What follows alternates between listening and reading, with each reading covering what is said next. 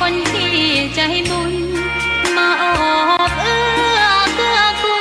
ลรู้ค่าของบุญเก็บบัวขึ้นมาเพื่อสร้างความดีและเสริมบารมีดังว่าใช้ดอกบัวนี้บูชาพระสัมมาสัมพุทธ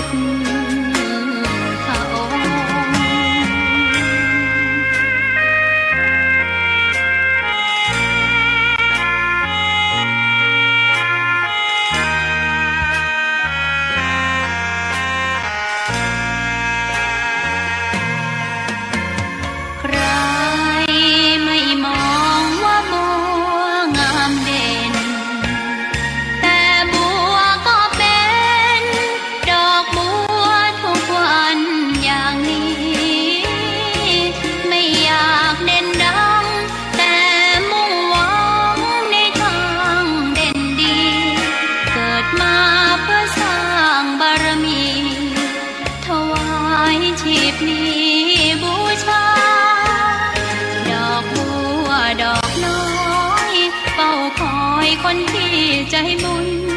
มาโอบเอื้อเกื้อกูลรู้ค่าของบุญเก็บบัวขึ้นมาเพื่อสร้างความดีและเสริมบารมีดังว่าใช้ดอกบัวนี้บูชาพระสัมมาสัมพุทธ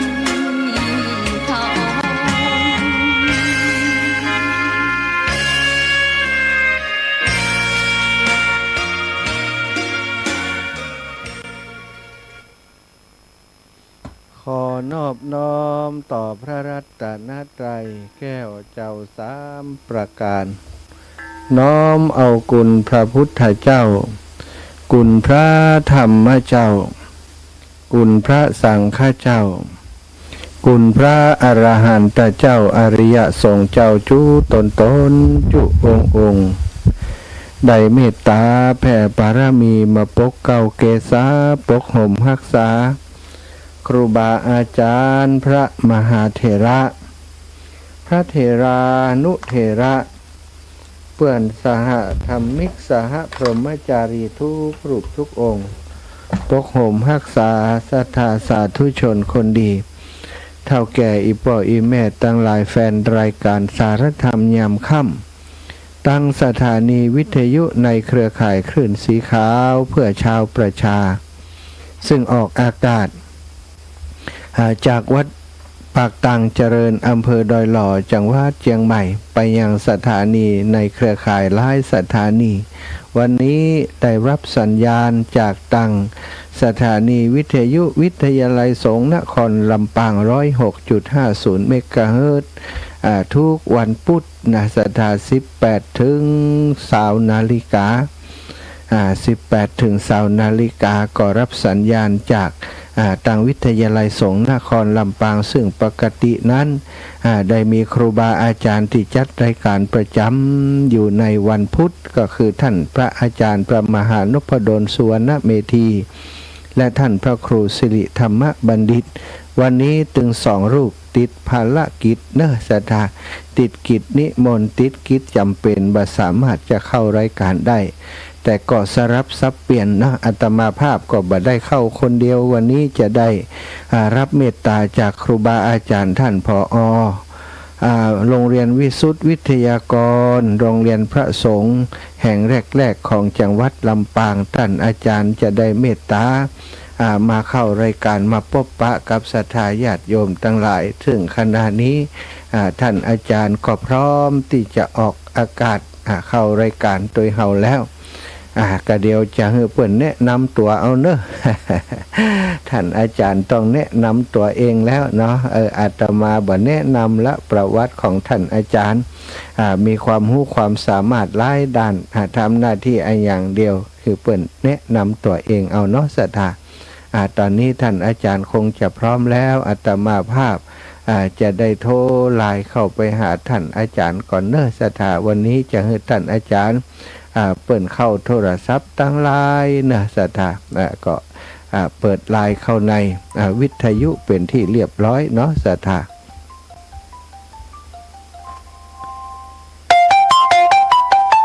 ท่านอาจารย์พร้อมแล้วรับได้เลยเนอะท่านอาจารย์ถ้าพร้อมแล้วรับได้เลยตอนนี้รอสัญญาณจากต่างท่านอาจารย์ก่อนท่านอาจารย์ยังบ่ฮับคำเตือนก็เป็นครูบาอาจารย์อีกรูปหนึ่งที่จัดรายการอยู่ด้วยกันศรัทธาต่างสถานีวิทยุ 106.50 เมกะเฮิรตซ์รับแล้วท่านอาจารย์รับแล้วเนาะถวายความเคารพท่านอาจารย์รับแล้วเนาะเดี๋ยวเนอะผมใส่หูฟังก่อนมาได้ยินเสียงอาจารย์รับแล้วเนาะอาจารย์เนาะฮัลโหลครับโอเคเนาะก็เดี๋ยวจะมอบหมายให้ท่านอาจารย์ได้เข้ารายการพบปะกับศรัทธาญาติโยมตั้งคลื่นสีขาวพื้นที่หลายจังหวัดภาคเหนือหลายสถานีที่รับฟังอยู่ในตอนนี้กราบเมตตาท่านอาจารย์ได้แนะนำตัวจิมเนอร์เพราะว่ารายการท่านอาจารย์จัดอยู่ที่ลำปางเป็นส่วนใหญ่ตั้งคลื่นสีขาวก็เมินได้เกาะสัญญาณสักเตือวันนี้กราบเมตตาท่านอาจารย์ได้แนะนำตัวฮือศรัทธาตั้งเชียงใหม่ตั้งลำพูนตั้งพื้นที่ต่างๆตั้งเมืองฝางแล้วก็ตั้งเจียงไฮ้เพื่อนได้หู้จักท่านอาจารย์เนอะเอาถวายเวลาเลยครับกราบนิมนต์ท่านอาจารย์ฮัลโหลได้เลยครับก็ขอความสุขความเจริญจงมีแด่คณะสัตยาญาติโยมผู้ฟังทุกคนทุกท่านนะในวันนี้ได้มีโอกาสมาบรรยายธรรมในช่วงตอนเย็นๆนะซึ่งก็เนื้อหาสาระธรรมต่างๆก็จะนำมาอู้กันเพื่อพัฒนาจิตมาเพื่อพัฒนาการดำเนินชีวิตของหมู่เฮาทั้งหลายนะธรรมะของพระพุทธเจ้าเนี่ยเพิ่นบอกว่าเป็นแนวทางที่ดีในการดำเนินชีวิตของเฮาวันนี้อาจจะซับซ้อนหน่อยหนึ่งนะในเรื่องของการบรรยายธรรมในช่วงตอนเจ้านี่ก็จะมีรายการธรรมะยามเจ้าเนี่ยพอดีตอนเย็นๆนี่ก็จะซับซ้อนหน่อยหนึ่งเพราะว่าบักคุ้นกับโปรแกรมบักคุ้นกับตั้งไลน์ตั้งอย่างนะบักคุ้นก็เลยซับซ้อนหน่อยหนึ่งการเข้ากันออกก็จะมีเสียงก้องพ้องยังกะว่ากันไปในยามแรงที่เนี่ยคณะสัตยาญาติโยมทั้งหลายบางผู้บางท่านก็ครบองค์ประกอบของครอบครัวนะเลิกการเลิกงานมาพบได้มาพบหน้าพบตากันลูกเต้าก็เลิกโรงเรียนมาพ่อก็เลิกจากการจากงานมานะแม่ก็เลิกจากการจากงานมานะคนเฒ่าคนแก่ก็ไปให้ไปสวนไปนามากันช่วงนี้ก็บนเฮาว่าในป่าจะคึกคักกันนะเฮ็ดทอบออกนักอึงก็ออกนักนะในป่าจะคึกคักเหมือนการมั่วนะเพราะฉะนั้นเนี่ยไก่ค่ำไก่แรงขึ้นมาโป๊บก็แวะเข้าบ้านเข้าจองกันนึงเข้าบ่อไฟกันเตรียมกินข้าวกินปลาอาบน้ำอาบหนองกันชำระร่างกายนะให้สดใสให้สะอาดแล้วก็มานั่งฟังธรรมกันนะบางคนก็เปิดวิทยุละไว้นะบางคนก็เปิดไปโต้ยนะเนี่ยการไปโต้ยนะอันนี้ก็เป็นแนวทางวิถีชีวิตเฮาเพื่อให้เกิดแนวทางเพิ่นเฮาว่าในการฮื้อข้อคิดต่อเก่าสรุปแต่ละวันเนี่ยวันนี้เฮาได้หยังไปพ้องเอามาสรุปกันนะโดยเฉพาะแต่ละวันเขาจะมาสรุปกันในยามแรงว่าเจ้ามาเขาออกทำงานนะแม่แรงมาเขาเข้าบ้านนะเขาได้หยังมาพ้องสิ่งที่สำคัญที่สุดก็คือเพิ่นเฮาว่าการใช้ชีวิตให้เป็นประโยชน์ในการดำเนินชีวิตแต่ละวันไปการทำชีวิตให้มันเป็นประโยชน์เนี่ยในตามพระพุทธศาสนาของเขาเนี่ยเพิ่นว่าการสร้างกุศลนะก็คือสร้างความดีเพื่อให้มันเกิดมิติในการดำเนินชีวิตเพื่อจะก้าวไปสู่แต่ละวันไปนะอันนี้เป็นต้นเพราะฉะนั้นเนี่ยการดำเนินชีวิตแต่ละวันมันจะมีอยู่2ร่างด้วยกันร่างในการดำเนินชีวิตร่างแรกก็คือร่างกายร่างที่2ก็คือร่างจิตก็คือเงาของเขานั่นเองนะในการดำเนินชีวิตถ้าคนบริหารเป็นโป๊บเนี่ยมันจะยากให้เกิดเปิ้นเฮาว่ากระบวนการในการพัฒนาชีวิตเนี่ยคือชีวิตเขาเนี่ยเปิ้นเฮาว่ามีแนวทางนะไปตามเป้าหมายนะที่เขาจะใช้ชีวิตให้มันเป็นประโยชน์ในการดำเนินชีวิตตรงนี้นะเพราะฉะนั้นในโอกาสนี้ตอนเย็นๆยามแล้งบางทีบางแห่งอาจจะฝนตกของบางทีบางแห่งอาจจะน้ำท่วมนะได้ข่าวว่าตั้งนานด้วยเปิ้นเนี่ยน้ำท่วมกันฝนตกหยังน้ำป่าไหลหลากนะเพราะฉะนั้นเนี่ยก็ต้องระมัดระวังเนี่ยคนที่มีธรรมะจะรู้จักวิธีการป้องกันจะรู้การเตรียมตัวนะพระพุทธเจ้าเฮาเนี่ยเพิ่นจะมีการเตรียมตัวอยู่ตลอดไปไหนเพิ่นจะเตรียมตัวตลอดแล้วเพิ่นจะวิเคราะห์วิจัยตลอดเพิ่นจะมีอริยสัจ4อยู่ในตัวเพิ่น ควรจะใจทุกข์สมุทัยนิโรธมรรคนั่นแหละเป็นข้อคิดเนี่ยแล้วก็เป็นข้อวิจัยเป็นข้อสงสัยเป็นข้อสันนิษฐานในการดำเนินชีวิตว่าทุกอย่างเนี่ยมีจุดเริ่มต้นนะมีเหตุการณ์นะที่มันอยู่ในช่วงเกิดกับช่วงที่บนเขาว่าที่เขาจะประสบพบเจอแต่ละวันนะเกิดขึ้นมาก็คือตื่นขึ้นมาปุ๊บเนี่ยแมลงมาเนี่ยบนห้องว่าถึงเวลาค่ำเอากับเข้าบ้านกันเหมือนกับชีวิตเกิดแก่เจ็บตายเนี่ยเป็นเรื่องของสัจธรรมเป็นเรื่องธรรมชาติที่เขาจะดำเนินชีวิตกันไปเพราะฉะนั้นเนี่ยคณะสัตยาญาติโยมหลายเนี่ยเขาจะเนี่ยอย่างกระตามเนี่ยจะมีเส้นทางแห่งชีวิตเนี่ยเขาจะต้องมีทุนหนุนทุนที่เขาทำกันแต่ละวันเนี่ยบุญศีลบุญทานบุญภาวนานั่นแหละเป็นทุนของเขาเป็นพลังภายในของเขาเนี่ยเพราะฉะนั้นเนี่ยถ้าคนบ่มีศีลบ่มีทานบ่มีภาวนาพลังภายในจะบ่มีพอพลังภายในบ่มีปุ๊บนะการคิดการทำการอู้ต่างๆมันก็เป็นเท่าว่าไร้สาระเนี่ยแต่ละวันไปเนี่ยเพราะฉะนั้นเนี่ยกำลังกายเนี่ยเขาต้องการอาหารกำลังใจเนี่ยเขาต้องการอารมณ์เนี่ยกับอากาศเนี่ยพระพุทธเจ้าพระองค์บอกว่าบริหารอารมณ์กับอากาศให้ดีลมหายใจอากาศที่บริสุทธิ์เนี่ยอากาศที่มันสดใสเนี่ยคือชีวิตเรามีความสุขอยู่ดีมีสุขมั่งมีสีสุขอยู่เย็นเป็นสุขเนี่ยองค์ประกอบเนี่ยทุนของเขามันมีทุนศีลทุนทานทุนภาวนาเป็นเขาว่าบุญศีลบุญทานบุญภาวนานั่นแหละเป็นการเสริมพลังเขาเนี่ยคือเขามีเป็นเขาว่าเขามีอายุยืนเนี่ยมีผิวพรรณวันหน้าพองใสเนี่ยมีความสุขกายสุขใจเนี่ยมีพลังกายกับพลังใจตียอดเยี่ยมมีสมรรถนะภูมิคุ้มกันที่ดีมีสุขภาพร่างกายที่แข็งแรงเนี่ยอันนี้เป็นต้นเพราะฉะนั้นเนี่ยทุนเนี่ยดูว่าพลังภายในเป็นเรื่องสำคัญมากในทางพระพุทธศาสนาของเขาเนี่ยเป็นเพราะว่ามีหลักการที่เป็นเลิศในการเนี่ยคือชีวิตเขาเนี่ยเป็นเพราะว่าไปสู่เป้าหมายแห่งความสุขเนี่ยพระพุทธเจ้าเป็นยิ่งเปลี่ยนบรรทัดฐานเอาไว้เนี่ยในการดำเนินชีวิตมนุษย์คนของหลายว่าตุกเนี่ยเป็นเบื้องหน้าคนเขาเกิดมากระตุกละตื่นเช้ามากระตุกละเนี่ยแต่เขาจะเนี่ยจะได้ให้มันมีความสุขเนี่ยตุกในการที่จะตื่นจะต้องไปทำงานทำการทำงานตื่นเช้ามาก็ปฏิยะทุกวันบางคนก็ยังมาบ่นแล้วเป็นจิยะถึงวันขำแจ้งเนี่ยแต่ถามว่าเขาได้อย่างของกับคำแจ้งแต่ละวันบางคนก็ได้ไล่สาระไปแต่วันนะบางคนก็ได้สาระขึ้นมาในการดำเนินชีวิตมีเป้าหมายในการดำเนินชีวิตสร้างเป้าหมายต่อเก่าให้ได้อย่างเช่นตอนเจ้าเนี่ยเขาได้เป้าหมายอย่างของในวันนี้เขามาสรุปกันสิ่งที่สำคัญที่สุดคือปัญหาความทุกข์ต่างๆเนี่ยมันเป็นเบื้องหน้าเขาบอกเพิ่มมีความทุกข์เกิดขึ้นเขาบอกมีความยุ่งยากมันเกิดขึ้นเขาบอกมีปัญหามันเกิดขึ้นพอเขากำจัดปัญหาไปได้เขากำจัดความทุกข์ออกไปได้เขาจัดสิ่งที่มันรบกวนใจเขาไปได้นั่นแหละก็คือเขามีวิธีการเขาสร้างภูมิต้านทานของเขาได้ตรงนี้เพราะฉะนั้นเนี่ยคณะสัตยาญาติโยมทั้งหลายชาวพุทธเขาเนี่ยจะมีทุนที่เขาสร้างพลังเอาไว้ก็คือทุนแห่งศีลทุนแห่งทานทุนแห่งภาวนาตรงนี้เป็นบรรทัดฐานเนี่ยคือคนเขาเนี่ยมีพลังที่แก่กล้าคนเขาว่าบุญศีลบุญทานบุญภาวนาเนี่ยเป็นพละกำลังที่เนี่ยเขาเนี่ยอายุยืนบุญศีลบุญทานบุญภาวนามันเนี่ยอย่างมันสำเร็จได้จะได้บุญศีลบุญทานบุญภาวนาเนี่ยคือปิติมันเกิดเพราะปิติคือความอิ่มใจมันเกิดปุ๊บเนี่ยมันจะเนี่ยมีบารมีความอิ่มใจความเต็มใจ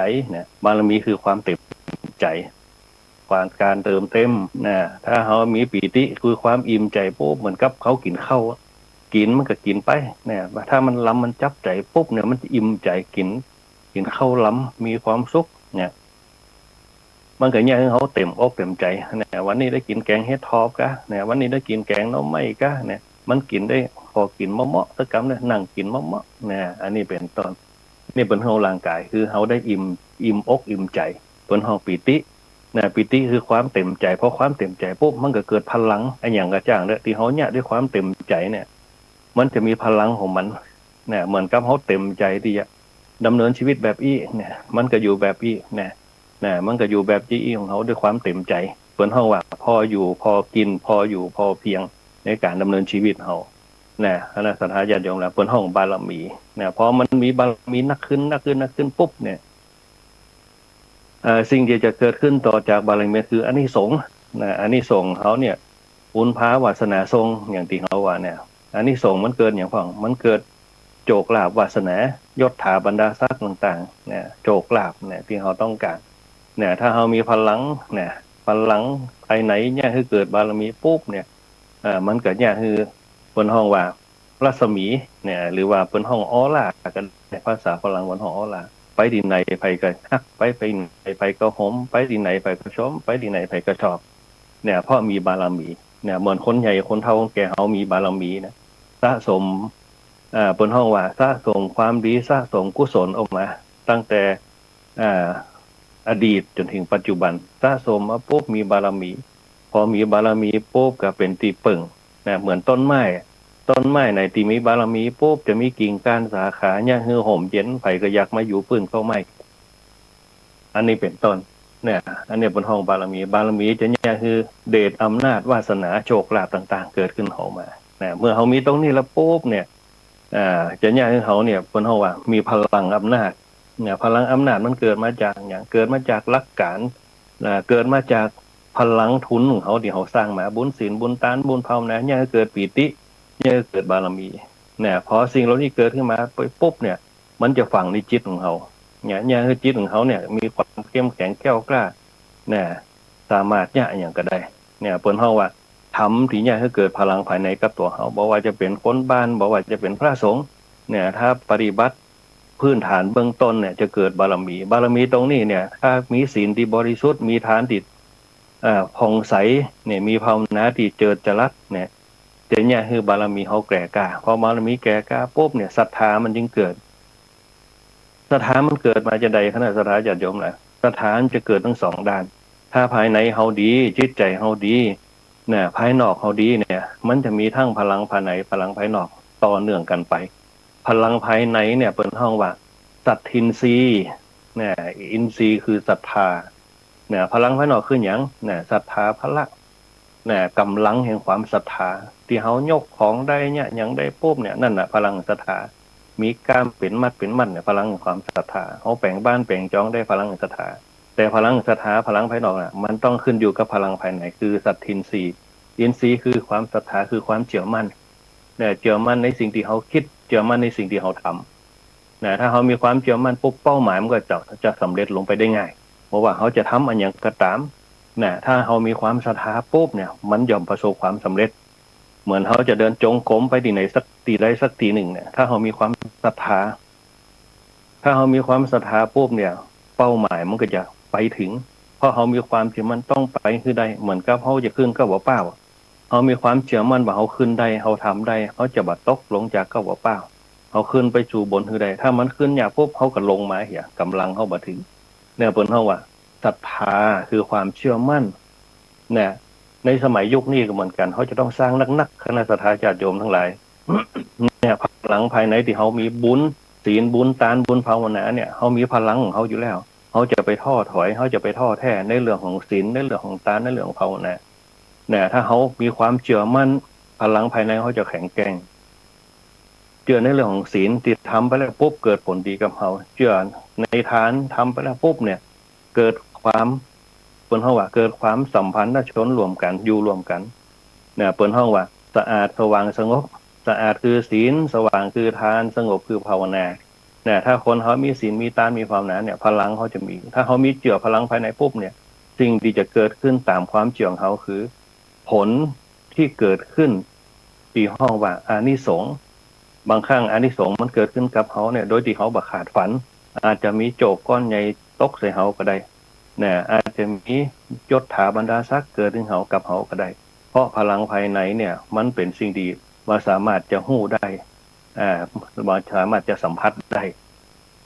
เนี่ยคณะสัตยาญาติโยมหลายเพราะฉะนั้นสิ่งเหล่านี้เนี่ยคนเฮาว่าบุญศีลบุญทานบุญภาวนาเนี่ยมันจะเนี่ยให้เกิดปีติเขาทำด้วยปีติตัวนี้แหละปีจะเนี่ยให้เขาเนี่ยมีจิตใจน้อมไปกับสิ่งที่เขาทำดีเนี่ยพอปีติมันอิ่มใจพอเกิดปุ๊บเนี่ยมันจะเกิดบารมีเนี่ยเหมือนกับคนเฒ่าคนแก่เขาเนี่ยเวลาทำบุญปุ๊บเนี่ยยกยืนย่อตานทำเนี่ยทำแต่ เนี่ยทำแต่บางคนนี่ทำแต่ทำบุญเนี่ยลองสังเกตว่าทำบุญอย่างคือมันเต็มใจเต็มอกเต็มใจได้ทำนั่นแหละมันจึงเนี่ยคือเกิดบารมีเนี่ยพอบารมีปุ๊บเนี่ยไหลเด็กละอ่อนมันหันใส่ปุ๊บเนี่ยโอ้เขาทำแต่เนี่ยก็เลยเป็นบารมีของเขาละอ่อนมันก็มาปึงป้าอาศัยบารมีเนี่ยย้ายสอนนี่กรรมพ่อหลวงสอนนี่กรรมเนี่ยอันนี้ขันแก้วทั้งสามใส่จะได้ขันศีลใส่จะได้ใส่ตวงมันแปลงจะได้เนี่ยก้างสืบจะตามันแปลงจะได้เนี่ยเขาก็สอนเขาละเอาบารมีตรงนั้นมาเป็นสอนทั้งที่เขาจะเป็นครูแต่เขามีบารมีสอนให้ละอ่อนเพราะละอ่อนมันหู้จังเขาปุ๊บนั่นแหละผลของการสืบสารอารยธรรมประเพณีมาจากบารมีของเขานั่นเองบารมีตรงนี้เนี่ยมันจะเนี่ยคืออานิสงส์เนี่ยคนอื่นเนี่ยศรัทธาในตัวเขาเนี่ยเหมือนกับพระสงฆ์องค์เจ้าเขาพอเขามีบารมีแก่กล้าเขาเนี่ยอย่างปุ๊บเหมือนกับที่เขาบอกเอาไว้ว่าอาบน้ำห้อนมาก่อนเนี่ยอันนี้เป็นห้องบารมีพอละอ่อนมันหันใส่ปุ๊บเนี่ยมันก็มีความเชื่อโอ้เป็นอาบน้ำห้อนมาก่อนเขาผลเนี่ยเป็นมดเนี่ยมันจึงไปถามคนเฒ่าคนแก่เขาโดยเฉพาะในเรื่องของประเพณีพิธีกรรมต่างๆเนี่ยจะสอนจะเข้ามาถามเขาเนี่ยเป็นห้องบารมีเนี่ยบารมีจะเนี่ยคือเกิดพลังที่ทุกอย่างที่มันเกิดขึ้นถ้าเขามีบารมีโดยเฉพาะพลังศรัทธาเนี่ยเขาอาจจะบ่ฮู้ก็ได้คนน้องแกอาจจะบ่ฮู้นี่เป็นพลังศรัทธานี่เป็นพลังบารมีเขาอาจจะบ่ฮู้แต่เขาฮู้ว่าวิถีชีวิตของเขาเนี่ยเอาฮู้ทางกายแต่เขาบ่ได้ฮู้ทางจิตของเขาว่าเนี่ยคือบารมีเนี่ยแหละคือศรัทธาเนี่ยที่เขาเนี่ยให้เนี่ยนะเป็นปั่นได้เนี่ยเป็น10 ไร่20 ไร่เนี่ยเพราะศรัทธาเนี่ยศรัทธากำลังของเขาเนี่ยได้ลองสังเกตพอละอ่อนบ่เดียวมันมีศรัทธามันไถน้ำจะได้เนี่ยมันบกให้บกสวนบ่จะได้นะมันจะอยู่ในห้องแอร์ปุ่นขับรถเก่งดีๆปุ่นนะแต่รุ่นเฮาคนเฒ่าคนแก่เนี่ยคนเฮาว่าคนห้องพลังศรัทธาแต่ถามว่าคนเฒ่าคนแก่เฮาที่อายุ90 100เนี่ยหาได้น้อยมากในยุคปัจจุบันเนี่ยละเด็กละอ่อนเฮาเนี่ยบางคนสมัยนี้ปุ๊บเนี่ยอายุบ่ถึง60บ้านเก่ากันเยอะแยะมากมายเพราะอย่างเพราะบ่มีพลังภายในมีแต่พลังภายนอกเนี่ยพลังภายนอกที่เอามาใจในทางที่พิษกันเนี่ยบอกว่าจะเป็นทำลายร่างกายกันทำลายพ่อทำลายแม่เนี่ยบางคนนอนบันรับอยากเนี่ยการนักๆก็เสพยาบ้าเข้าไปเนี่ยคือทำการทำงานหนักๆพอเสพไปปุ๊บสมองมันตื้อมันตันก็เนี่ยคือเพี้ยนไปสติบ่สามารถควบคุมได้เนี่ยคนเฮาในยุคสมัยใหม่กับในยุคอดีตมันบ่เหมือนกันคนในยุคอดีตปุ๊บเนี่ยเขาต้องการความบริสุทธิ์เนี่ยความบริสุทธิ์ตัวเขาเนี่ยคือศีลเนี่ยความเป็นคนใจกว้างเนี่ยความเป็นคนตื่นตัวตื่นตาตื่นใจเจริญอยู่ตลอดเวลาเจริญตรงนี้บนเฮาว่าตื่นตาตื่นใจเนี่ยตื่นรู้เบิกบานเนี่ยคำว่าพุทธะมันใกล้จะถึงตรงนั้นนั่นแหละทั้ง3ตัวเนี่ยคณะสัตยาญาติโยมล่ะเป็นฐานที่มั่นที่คณะสัตยาญาติโยมพ่อหลวงแม่หลวงทั้งหลายทำเอาไว้จึงเกิดบารมีขึ้นมาพอบารมีเนี่ยมันก็จะกลับกลายเป็นธรรมะที่จะเกิดขึ้นเนี่ยเขาหนึ่งมีพลังที่จะเนี่ยอย่างต่างๆให้มันประสบความสำเร็จเขาจึงมีเป้าหมายว่าเขาหาเนี่ยเอาไว้ให้ลูกให้หลานเอาไว้วงตระกูลเขาจะสืบไปข้างหน้าอันนี้เป็นต้นนี่แหละเป็นห้องว่าการใจคนห้องพลังภายในอย่างถูกต้องเนี่ยคือเขาหนึ่งมีพลังภายนอกพลังภายนอกก็คือมีกำลังที่จะเนี่ยการเนี่ยงานเนี่ยให้เนี่ยสวนเนี่ยนาได้เนี่ยเซตตามฤดูกาลตามเป้าหมายของเขาเพิ่นเฮาว่าความเชื่อกำลังแห่งความเชื่อมั่นในตัวเองที่เขาจะทำอันที่2มีความภาคเพียรเนี่ยขยันมันเพียรบ่ท้อแท้บ่ท้อถอยถ้ามันอิดกับพักอันนี้เป็นต้นอย่างนี้คนทอนแก่เขาลองสั่งแก่พอเด้อเนี่ยอย่างหน้านี่ก็เหมือนกันหน้าหวานกาเนี่ยกลัวเขาจะปลูกได้กลัวเขาจะเกี่ยวได้เราต้องใช้เวลาเขาดึงออกปุ่นเดือนนี้เบ้งอย่างปุ่นเขาจะเกี่ยวเข้ากันเดือนนี้เดือน10เดือน12ปุ่นก็ว่ากันไปแล้วแต่เขาปลูกก่อนปลูกหลุนเขาจะใช้เวลาเขาจะมีเป้าหมายคนเฒ่าคนแก่เขาเนี่ยบ่มีความรู้ปริญญาตรีชั้นสูงแต่ใจวิชาชีวิตของตัวเก่าแล้วก็กำหนดระยะเวลาบ่รีบเร่งบ่หีบห้อนคนสมัยบ่เดียวหีบห้อนเจ้าวันเดียวคือแล้วเอารถไถมาไถพ่องเอาคนมาช่วยพ่องช่วยเครื่องทุนแรงแต่คนเฮาสมัยแต่ก่อนปุ๊บหน้านี่จะเริ่มจะหว่านกล้ากัน เนี่ยจะไถนะเอาก้าก่อนปลูกก้ากันพอปลูกก้าปุ๊บเนี่ยมันก็ถึงเวลาปลูกก้าปุ๊บก็ลงไห่ลงนากันเนี่ยเข้าเฮาในยุคสมัยแต่ก่อนเนี่ยมันจึงเป็นเม็ดใหญ่เม็ดงามมาเหมือนสมัยประเดียวปุ๊บหวานเอาเนี่ยหวานเอาเม็ดก็เลยน้อยไปเนี่ยบ้านมาเหมือนในสมัยแต่ก่อนเนี่ยอันเนี้ยคือคนเฮาสมัยใหม่กับสมัยแต่ก่อนเนี่ยพลังมันเหมือนกันพลังเขาใจความพยายามเนี่ยเพิ่นเฮาพลังภายในกับพลังภายนอกพลังภายนอกจะเป็นวิริยะพละความเพียรแห่งความพยายามเนี่ยความภาคเพียรพยายามนั่นเองเนี่ยเขามีความเพียรภาคเพียรพยายามเนี่ยเหมือนกับคนเฒ่าคนแก่เขานี่แหละบ่มีความรู้ระดับสูงแต่มีความเพียรพยายามความเพียรพยายามนั้นเนี่ยบวกกับพลังแห่งความเชื่อมั่นเนี่ยเขาทำมาหากินก็ต้องทำมาหาเก็บไว้เพื่ออย่างเก็บไว้เพื่อให้ลูกให้หลานเก็บไว้ในเมื่อยามวิกาลที่เขาจะต้องใช้เปิ้นจะบ่ใจสุรุ่ยสุร่ายเนี่ยกำบะเกาบนบองผ้าขี้ริ้วห่อท้องเนี่ยบางเตี่ยเนี่ยเปิ้นจะกินไปตามธรรมชาติมันจะกินสุรุ่ยสุร่ายอย่างคนสมัยประเดียวเนี่ยคนสมัยประเดียวทุเรียนแกน500ไปก็ซื้อกินเนี่ยบางคนเนี่ยซื้อกินพิซซ่าของหยังของเนี่ยราคาแพงๆแต่คนสมัยแต่ก่อนปุ๊บเนี่ยเปิ้นอยู่ได้ขอมีพริก5เกลือหอมปุ๊บเปิ้นอยู่ได้เนี่ยเปิ้นบ่ดิ้นรนจีนเนี่ยมื้อนั้นเนี่ยกินเตือเปิ้นบ่จะกินทุกวันในสมัยประเดียวหมูกระทะถึงวัดเนี่ยเสียงตังเตีย4-500เนี่ยคนสมัยแต่ก่อนเนี่ยเรื่องการใช้ชีวิตเนี่ยเปิ้นใช้อย่างคุ้มค่าเนี่ยบางเตียกับน้ำพริกน้ำปูของเนี่ยหน่อไม้ของเนี่ยนานี่กับเปิ้นห้องเฮ็ดทอบเนี่ยก็จะบานสะพรั่งนะตามกว่าเข้าทุเจ้าบางเตียปุ๊บเนี่ยโอ้อันนี้เปิ้นเฮาว่าเจ้ามากับเฮ็ดทอบตอนมากับเฮ็ดทอบเนี่ยอันนี้เป็นต้นเนี่ยเฮาก็กินไปตามธรรมชาติเนี่ยถ้าใหม่ๆแกงมันก็เหมาะเหมือนไปมันแก่ก็เอามาพั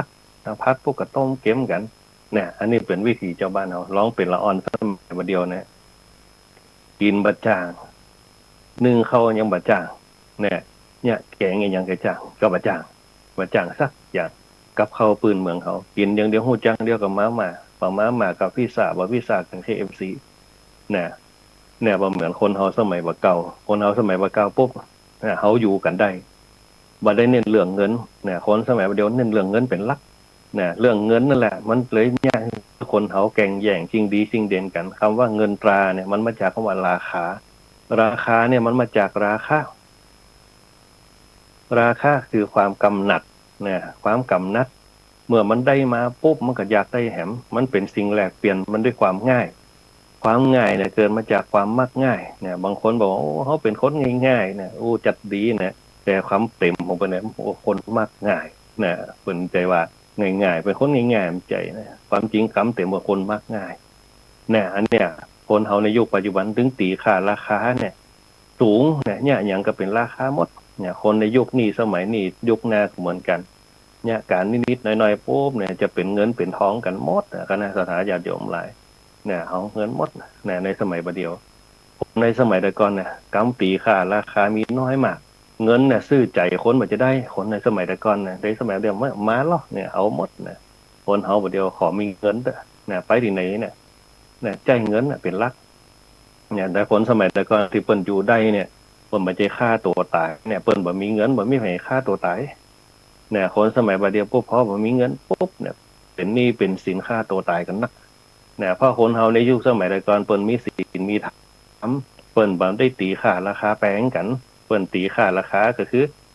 บางอย่างตะอันน่ะเนี่ยเหมือนกับตีดินเหมือนแบ่งกันฮื้อกันในยุคสมัยประเดียวเนี่ยลูกพี่ลูกน้องกันแบ่งกันบ่เท่ากันฆ่ากันล่ะอันนี้เป็นต้นคนในยุคสมัยปัจจุบันตีค่าราคาบางครั้งตีค่าราคาเนี่ยคือพี่น้องแตกกันก็มีเนี่ยคือพ่อคือลูกคิดกันก็มีเนี่ยความว่าราคาเพราะราคามันจะมาจากคำว่าราคะคือความกำหนัดพอราคะมันเกิดปุ๊บกามมันจึงตามมา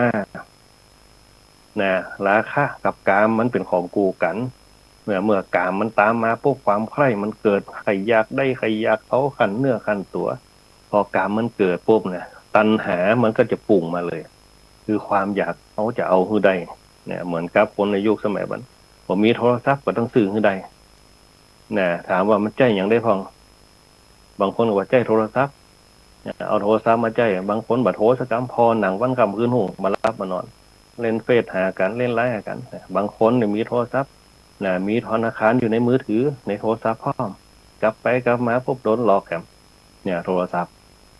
เนี่ยคือความคนห้องว่าราคะคือความใคร่ทำให้เกิดความกำหนัดทำให้เกิดความอยากคือตัณหาพอเขาอยากได้ปุ๊บเนี่ย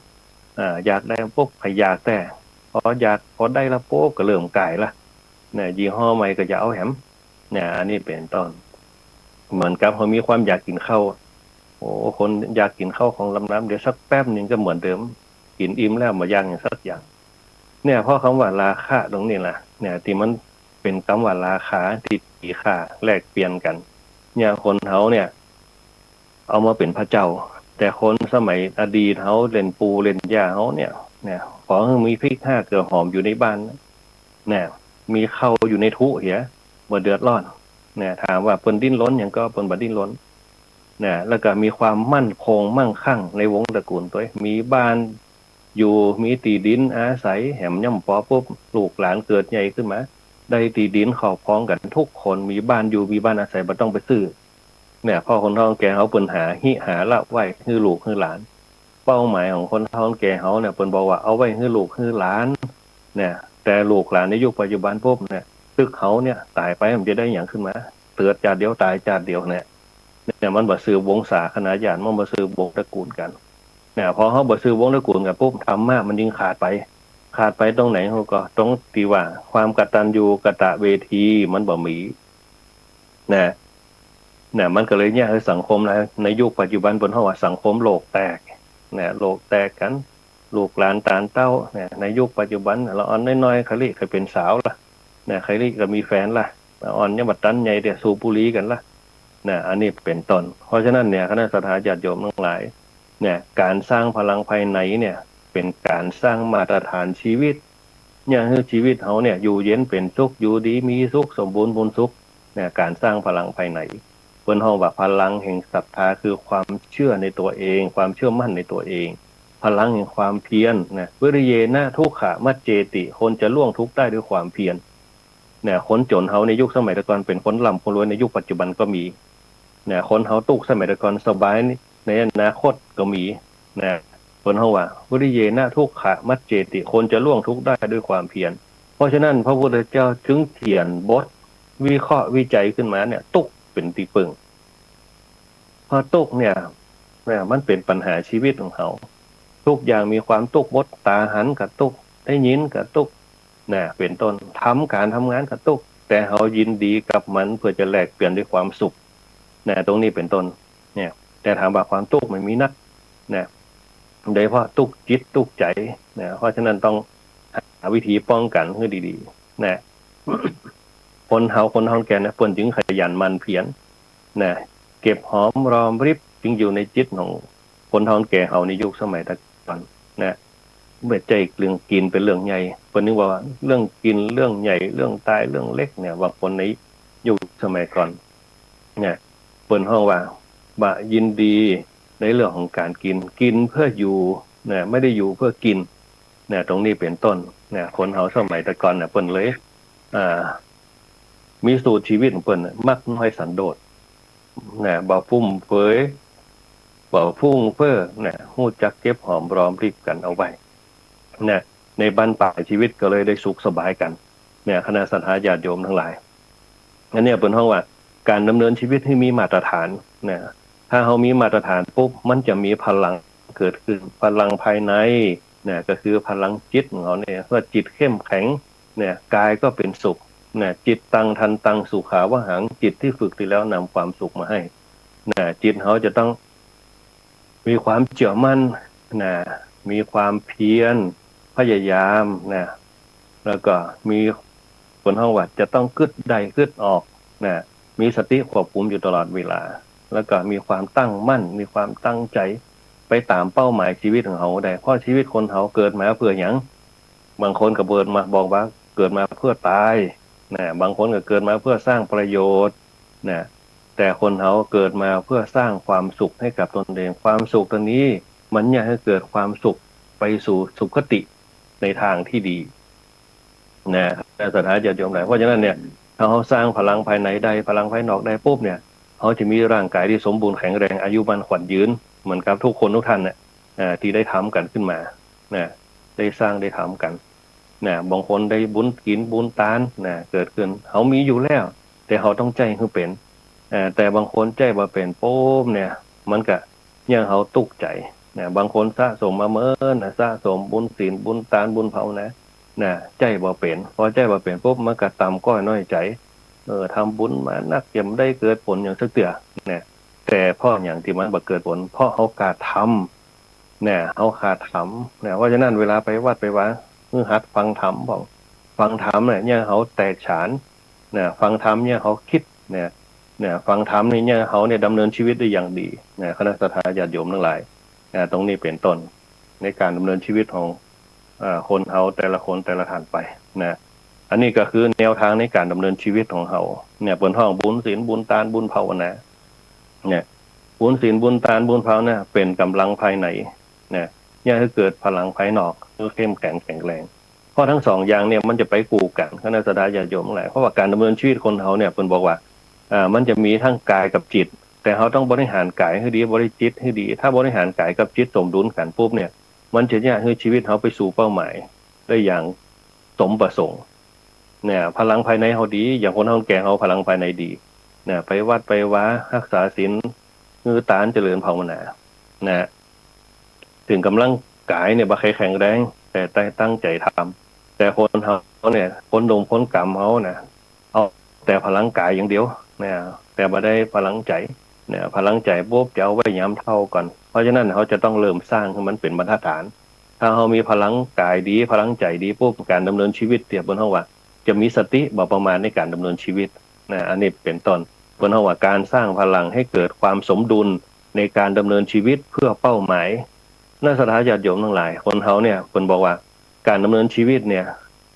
มันจะมีบนห้องว่ามันจะมีเส้นทางหรือว่าวิถีชีวิตของแต่ละคนบางคนวิถีชีวิตบ่เหมือนกันบางคนก็ตกอัพบางคนก็เจริญก้าวหน้าเพราะคนเขาวางแผนชีวิตไม่เป็น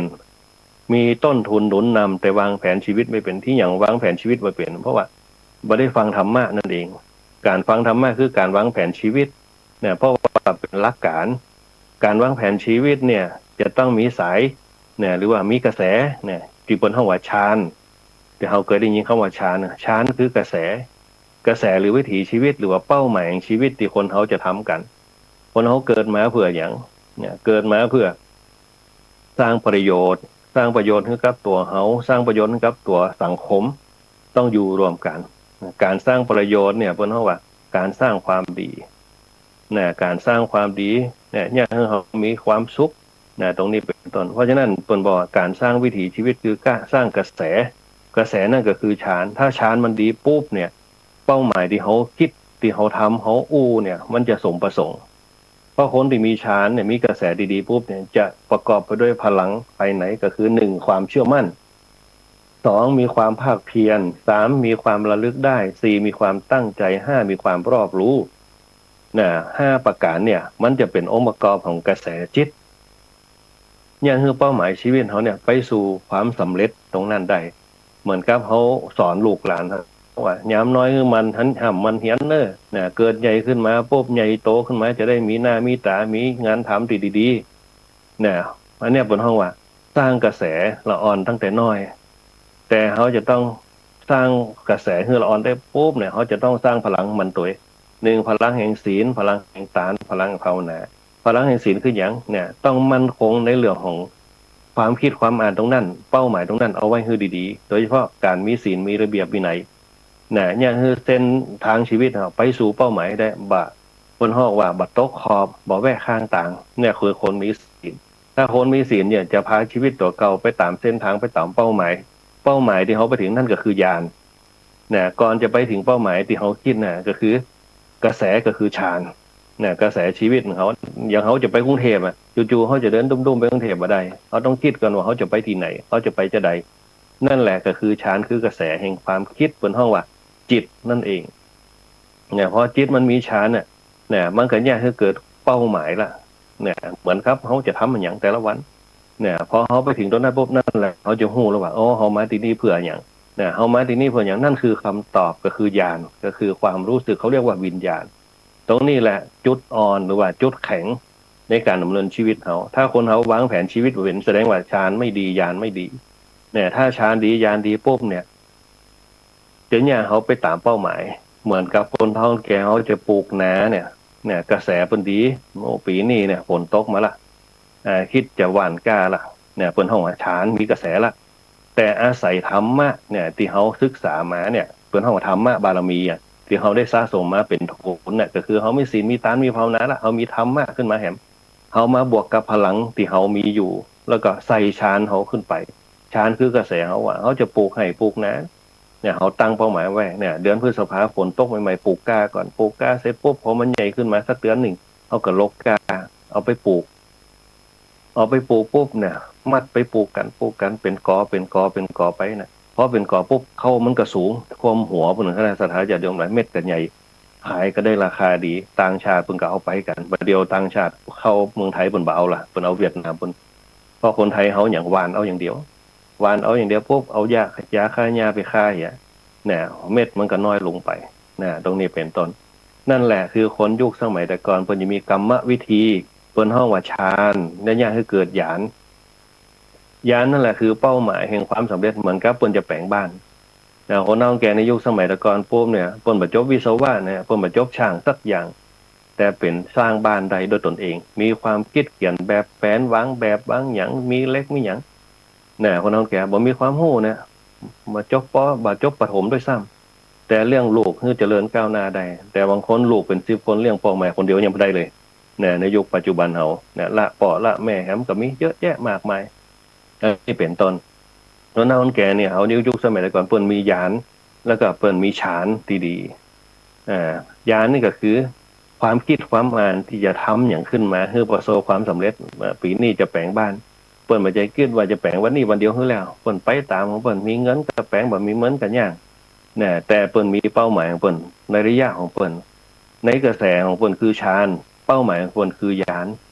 เปิ้นจะมีเป้าหมายน่ะมีเงินก็แปลงบ่มีเงินก็ยากในระยะเวลา3ปี5ปีตามเป้าหมายของเปิ้นบ่จะคิดว่า7วันคือแล้วเหมือนคนสมัยบัดเดียวคนสมัยบัดเดียวแปลงบ้าน7วันก็แล้วเนี่ยแต่บ้านเป็นจังได๋นี่เฮาบ่ฮู้เนี่ยอุปกรณ์ใจจังได๋นี่จะมั่นคงถาวรเฮาบ่ฮู้แต่ในสมัยแต่ก่อนลองสังเกตว่าบ้านเก่าเรือนเก่าเฮาน่ะอยู่มาเป็นร้อยๆปีอยู่เจนลูกเจนหลานเนี่ยตายมากี่เจนยังบ้านหลังนั้นยังอยู่เหมือนกับบ้านเสานักตีลำปางเฮาเนี่ยเป็นร้อยๆกว่าปีเป็นต้นเนี่ยคนเฒ่าแก่เขาเปิ้นมองถึงไม้แปลงเสาด้วยไม้แดงฝั่งไม้ดูไม้แดงฝั่งเปิ้นเอามาแปลงเสาเปิ้นมองถึงขนาดนั้นเสาจะต้องใจไม่ดูไม่แดงเนี่ยฝาบ้านจะต้องใจไม่ซักเนี่ยมันเบาเนี่ยอันนี้เป็นต้นเปิ้นจะวางแผนของเปิ้นเลยแล้วไปตามเป้าหมายเปิ้นนั่นแหละเปิ้นเฮาว่าคนในยุคสมัยตะก่อนน่ะเปิ้นมีฌานกับญาณอยู่ในตัวพอมีฌานกับญาณอยู่ในตัวปุ๊บเปิ้นจะเป็นบุคคลที่น่าเลื่อมใสจะเป็นบุคคลที่น่านับถือแล้วก็เป็นผู้นำในหมู่บ้านได้อย่างสบายเลยสังเกตพอพอแกบ้านเฮาปุ๊บเนี่ยสมัยแต่ก่อนบ่ใจมาแข่งกันแย่งกันเหมือนสมัยปัจจุบันเลือกกันขึ้นมาจะเอาไผเป็นยกมือแล้วไผเป็นยกมือด้วยความยุติธรรมเป็นมา6กี่ปีบ่มีเงินเดือนด้วยซ้ำอันนี้สังเกตพอในสมัยบัดเดียวมีเงินเดือนกินกินเงินเดือนด้วยอย่างทุกสิ่งทุกอย่างเนี่ยให้เกิดการเหียนกันโกงกันอย่างกันสมะสเปนในสังคมยุคปัจจุบันเฮาในบนห้องขาดศีลขาดธรรมศีลธรรมไม่กลับมาโลกาจะวินาศโลกาจะวินาศคือแตกกันนั่นแหละถ้าศีลว่ามีคนเฮาก็แตกกันแตกกันในด้านความคิดความอ่านมันบ่ได้ตามเป้าหมายสิแต่เพราะมันแตกความคิดกันมันบ่ลงร้อยกันสักเดียวแต่ถ้าคนเฮามีศีลมีธรรมมันก็เนี่ยคือไปด้วยกันอย่างผาสุกมีความเมตตาซึ่งกันและกันมีความให้สิทธิซึ่งกันและกันมีความหู้จักไว้ต่อกันไวยวุฒิต่อกันมีการอู้กันจาดีความสามัคคีซึ่งกันและกันแล้วก็มีความบ่ประมาทในการใช้ชีวิตรวมกันอันนี้เป็นต้นนี่แหละองค์ประกอบของศีล5คณะสัตยาญาติโยมทั้งหลายง่ายๆพื้นฐานเลยเหมือนสังคมเฮาในยุคปัจจุบันที่เขาได้ยินข่าวมาตัวเจ้าวัดนั่นตัวเจ้าวัดนี่เปิ้นมีเงินนักเงินหนาบางคนกับเป่งขึ้นมาโอ้เขาบ่นับถือละพระเจ้าในยุคปัจจุบัน อันนี้เปิดห้าว่าเป็นความคิดที่ไม่ใช่คนในพุทธศาสนาเป็นคนนอกลัทธิเนี่ยแต่ละคนในพระพุทธศาสนาเขาหนึ่งเขาจะต้องมีความเชื่อมั่นในคำว่าสังฆรัตนะเขาจะต้องมีความเชื่อในเรื่องของธรรมรัตนะเขาจะต้องมีความเชื่อในพุทธรัตนะพุทธะแปลว่าอย่างพุทธะแปลว่าเขาตื่นตัวอยู่ตลอดมีปัญญาตื่นตัวตลอดว่าเชื่อสิ่งที่มันเป็นปัจจตังที่มันเป็นเรื่องเฉพาะตัวเขาจะต้องเรื่องเข้าใจในเรื่องธรรมะที่สร้างสติปัญญาเขาเนี่ยบ่ประมาทเนี่ยเขาจะต้องมีความเชื่อในพระสงฆ์ที่สามารถเนี่ยคนเขาเนี่ยเปลี่ยนแปลงพฤติกรรมได้อันนี้เป็นต้นคณะสัตยาญาติโยมนะครับว่าสังฆรัตนะคือหมู่สงฆ์เนี่ยที่เป็นตัวแทนในพระพุทธศาสนาเนี่ยเขาจึงมีพระรัตนตรัยเกิดขึ้นพระพุทธพระธรรมพระสงฆ์นั่นเองนี่แหละในสังคมยุคปัจจุบันเขาจะหันหมดบอกว่าจะเป็นพระสงฆ์บอกว่าจะเป็นข้าราชการทหารตำรวจมีปัญหากันหมดแต่เขาจะต้องแยกคือเป็นเนี่ยพระพุทธเจ้าเป็นยิ่งกลัวขนาดเนี่ยเพิ่นยังบอกว่าคนที่เป็นชาวพุทธเนี่ยจะต้องมีปัญญาอยู่ตลอดเวลาคำว่าอุบาสกธรรมเนี่ยสุดท้ายแล้วปุ๊บจะต้องมีปัญญาไปบ่พ้นเนี่ยแม้แต่เขาเป็นคนเขาว่านักปฏิบัติธรรมเนี่ยปัญญาจะต้องมีทุกข้อเลยศีลสมาธิปัญญาเนี่ยเป็นต้นคนเขาถ้ามีศีลสมาธิปัญญานั่นแหละปัญญาจะเป็นตัวพิจารณาเหตุผลในความถูกต้องเป็นสัมมาทิฏฐิคือคิดดีทำดีพูดดีอยู่ตลอดแบบคนไหนที่คิดดีทำดีอยู่ตลอดเวลาปุ๊บเนี่ยจะเป็นคนที่บ่อมทุกข์จะเป็นคนที่บ่เก็บความทุกข์เอาไว้จะเป็นคนที่มีเหตุมีผลมีหลักมีเกณฑ์มีหลักมีการนะตรงนี้เป็นต้นเพราะว่าการดำเนินชีวิตนะอย่างมีศีลธรรมนะตรงนี้เป็นต้นคณะสัตยาญาติโยมทั้งหลายอันนี้แหละคำว่าอุบาสกธรรมเขาจึงมีปัญญาเป็นข้อสุดท้ายนะอุบาสกธรรมหนึ่งจะต้องมีเปิดว่ามีความเชื่อนะจะต้องมีศีลนะจะต้องมีความเชื่อบาทีมงคลตื่นข่าวนะ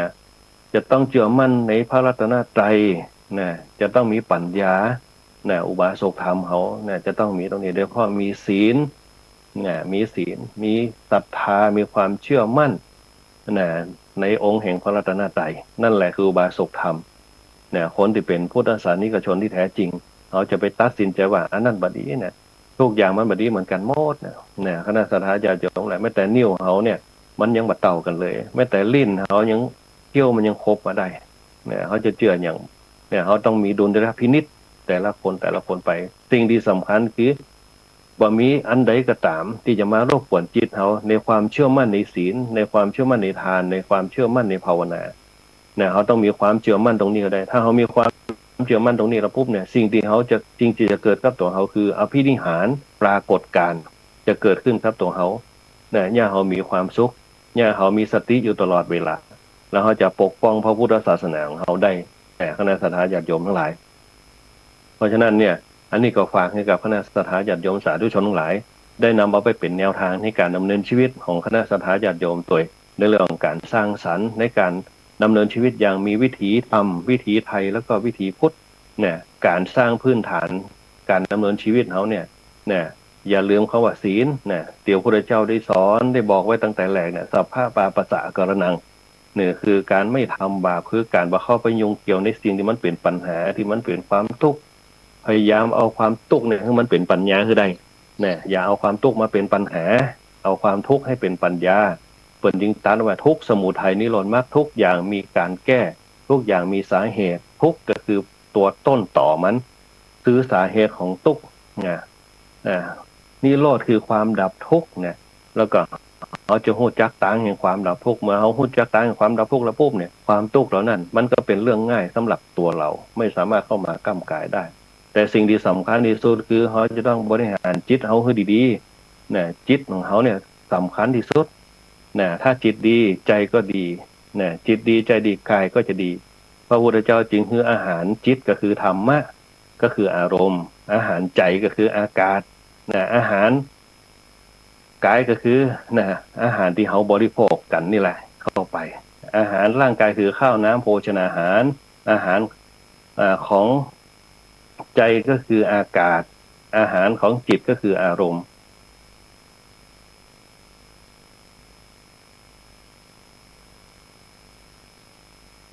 ประกอบของการดำเนินชีวิตเราเพราะฉะนั้นเนี่ยคณะสัตยาญาติโยมทั้งหลายการแสดงธรรมแล้วนี่คิดว่าคงจะพอสมควรเก็บเวลาเหลือเวลาแห่งประมาณ3 นาทีนะที่เขาจะได้เวลาหมดนะเวลาหมดเวลานะวันนี้ในส่วนที่เขาจะได้อู้กันคิดว่าคงจะมีสาระเนื้อหาคณะนี้นะคณะสัตยาญาติโยมทั้งหลายก็ขอความสุขความเจริญนะจงมีแด่คณะสัตยาญาติโยมทั้งหลายขอให้คณะสัตยาญาติโยมผู้คู่โกคนจงมีแต่ความสุขความเจริญนะวันนี้อาจจะติดขัดตะกุกตะกักหน่อยหนึ่งเพราะว่าเข้ารายการบัดจ่างนะคนเข้ารายการบ่เหมือนกุดเตือนะเข้ารายการทุกครั้งจะมีโปรแกรมนะเข้าง่ายแล้วก็ตามทันรัดนะวัน